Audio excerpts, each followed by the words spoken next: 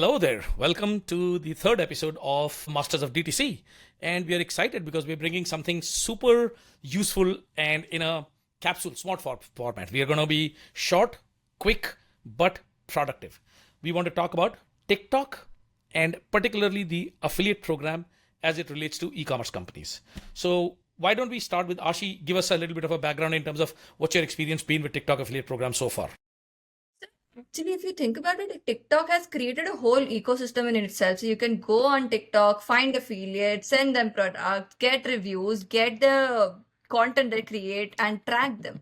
But if you actually think about it, that okay, the ecosystem is good, but how far along are people using it, and is it actually useful? So, Sandeep, what do you say that is TikTok going to sustain with this product model or not?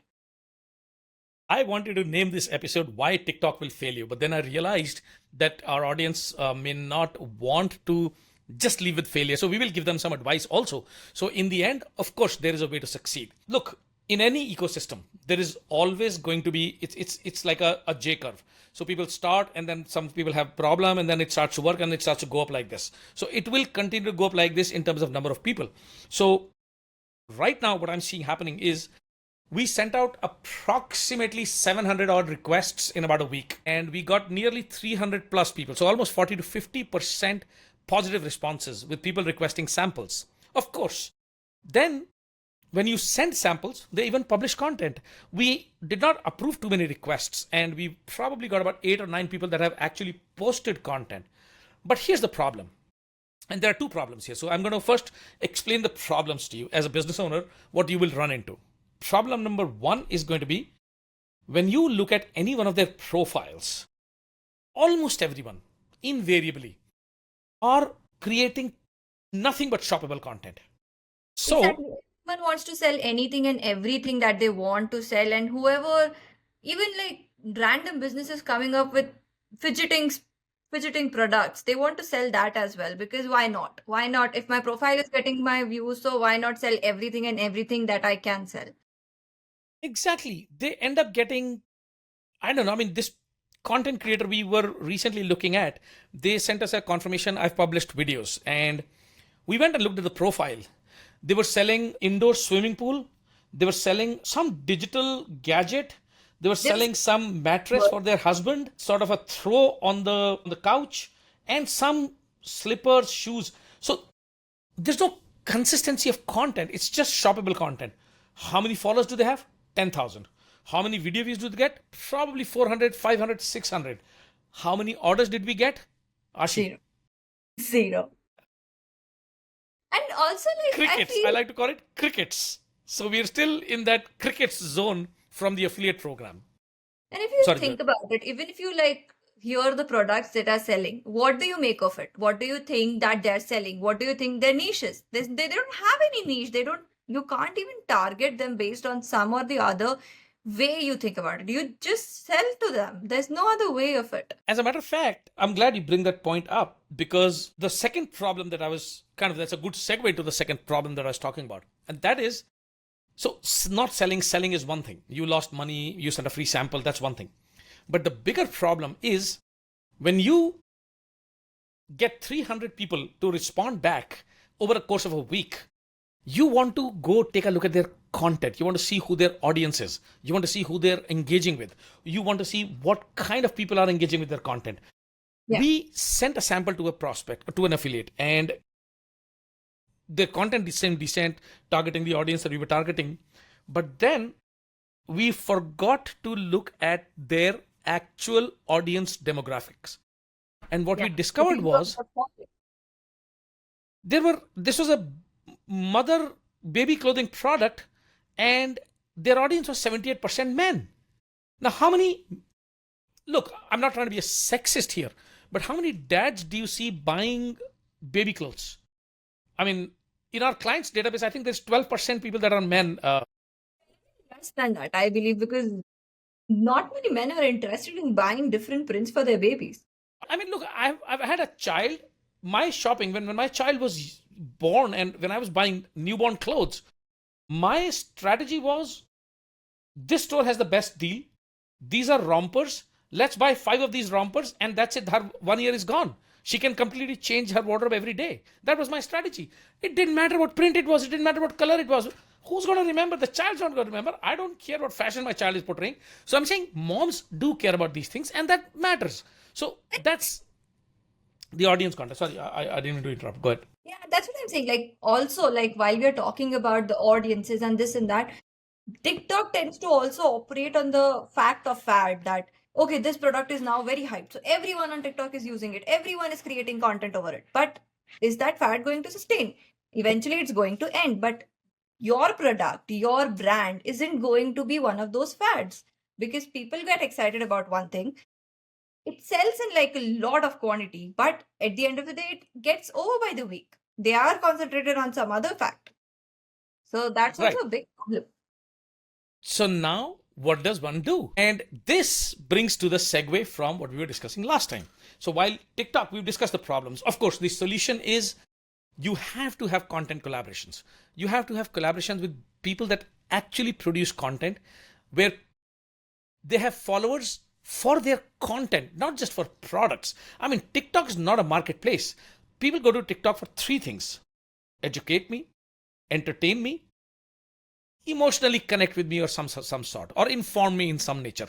So news, positive, bad, negative, etc. That's the three things people go for: education, entertainment, and information of some nature. So if your content isn't doing any of that, you're simply promoting, you're simply selling.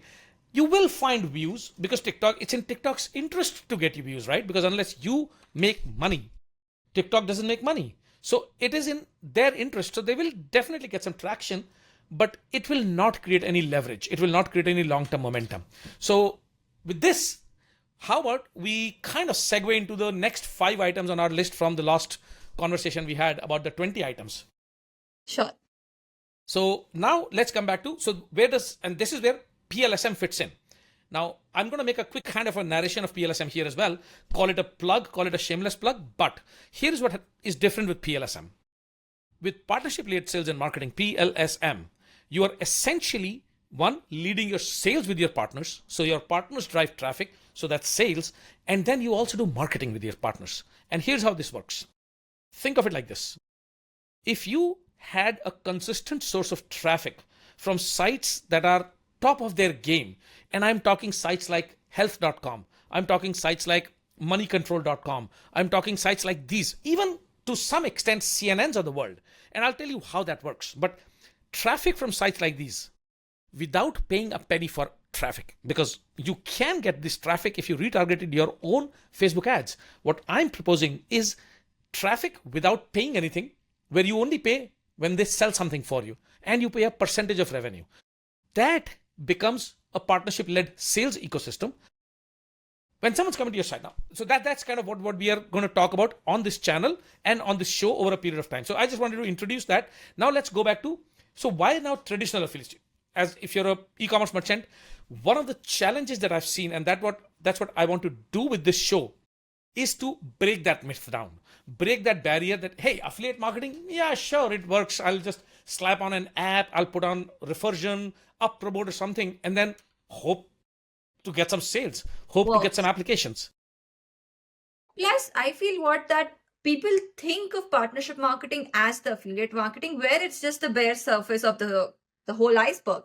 Because partnership marketing isn't essentially only affiliate marketing. Affiliate marketing is just a very, very small part of it.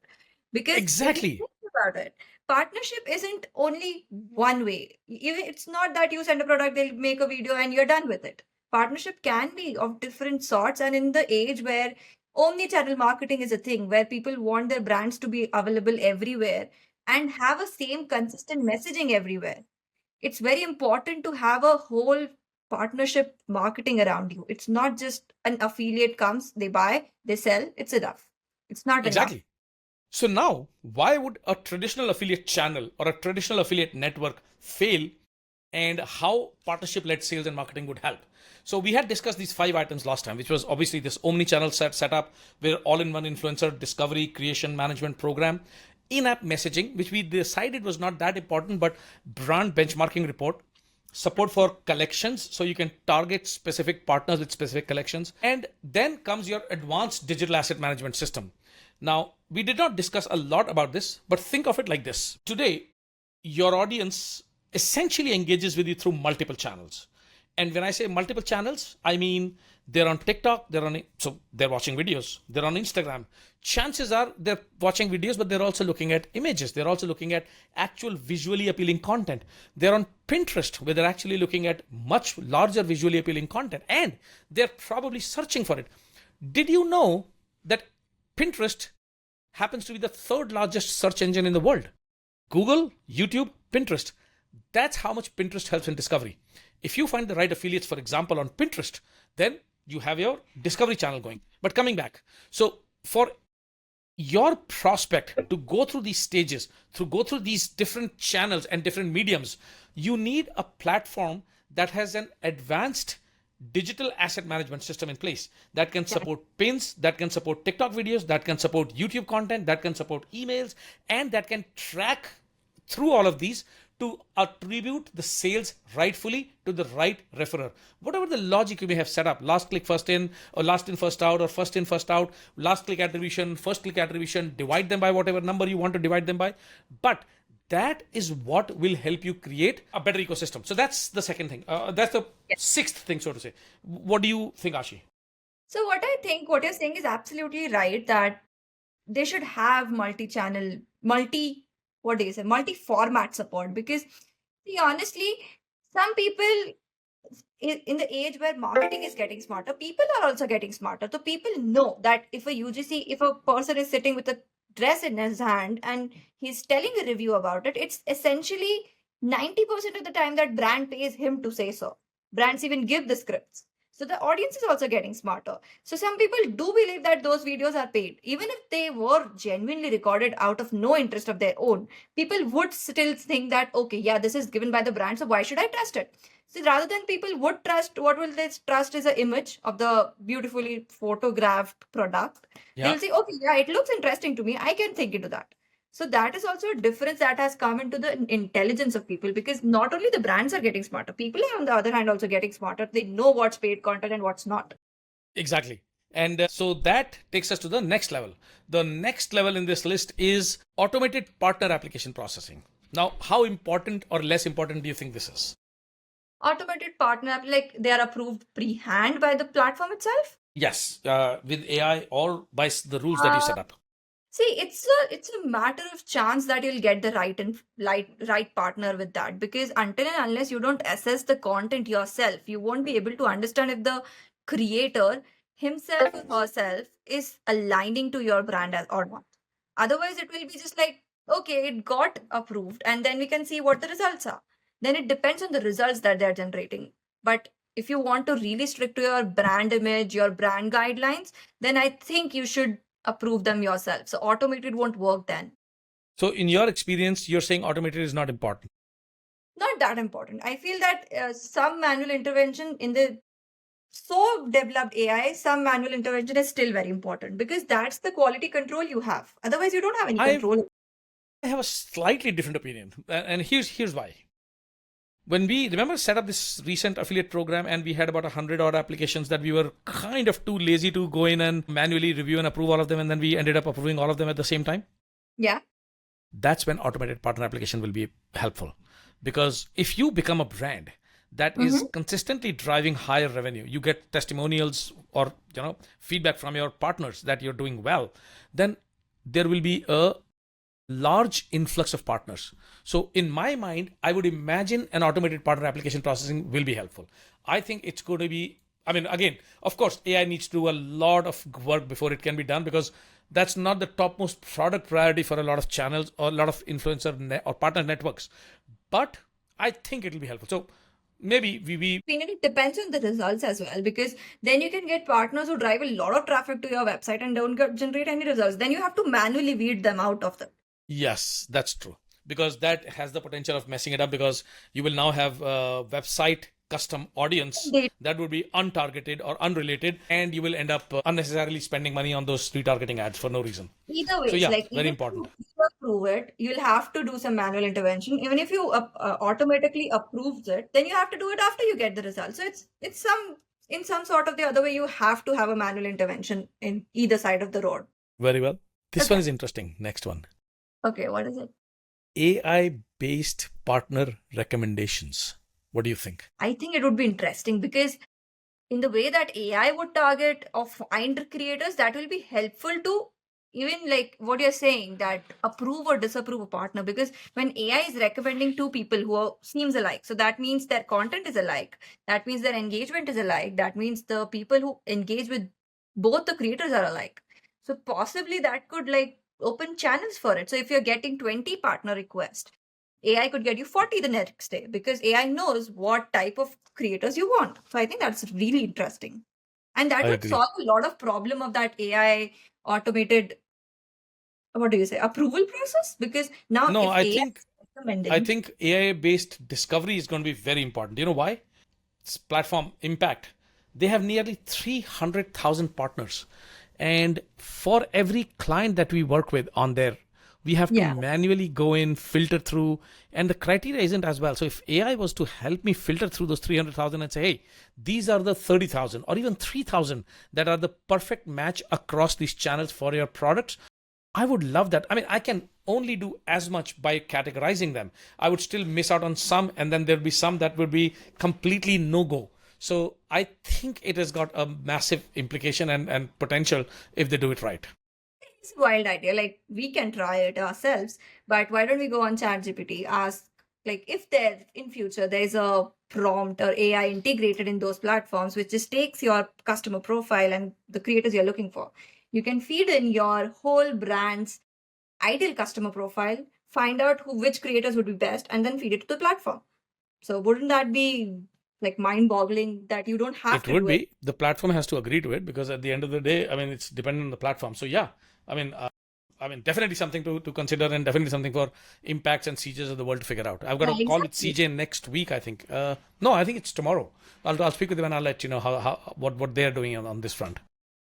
Because that is the future. Is if every platform is integrating AI, so why not just have that feature out right out the bat? Now, here's an interesting one.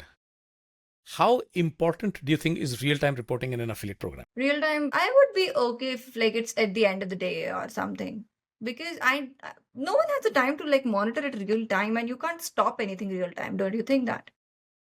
Yeah, I mean, even I think that because real-time reports in an affiliate marketing situation don't really matter unless you're running a one-day promotion or a one-day campaign and you have a limited amount of stock and you want a specific set of partners to benefit more than the rest. You might consider it, but otherwise I don't think real-time this thing reporting will make much of a difference. Because at the end of the day, it's just like sales. So if you're getting sales from each and every platform, and it's unlike every other platform. Even if you get it at the end of the day, it doesn't make a much of a difference for you. So here's an interesting one. Yeah. Dynamic content management for storing, reviewing, and amplifying influencer content. Ooh, That is something very interesting. And that will be something very like eye-catching for the brands because most of the brands feel that that's the most difficult part, getting involved in content creation, giving them content. They feel it's a headache that, okay, now I have like 1,000 influencers, now I have to give them what to produce. So that could be really interesting. And particularly with brands being so big, they always struggle with the proper management of the data they have, the proper organization of the data they have, the creatives they have. Always it's some folder in folder in folder in folder. So if it's can happen on the platform itself, it's always best. interesting.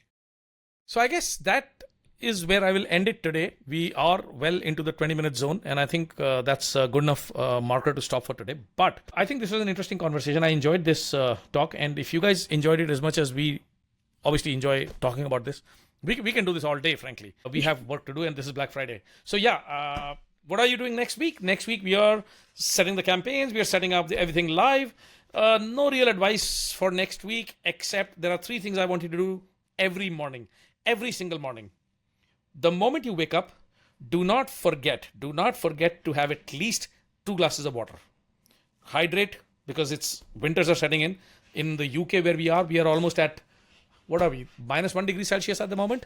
Uh, Yeah. 30 degrees Fahrenheit for the American listeners. And do not forget to hydrate. For the next week, it's a stressful week, believe me. We are actually, as I mentioned, getting mattresses in the office. Second thing, eat fiber, at least you see, a healthy gut means a healthy brain.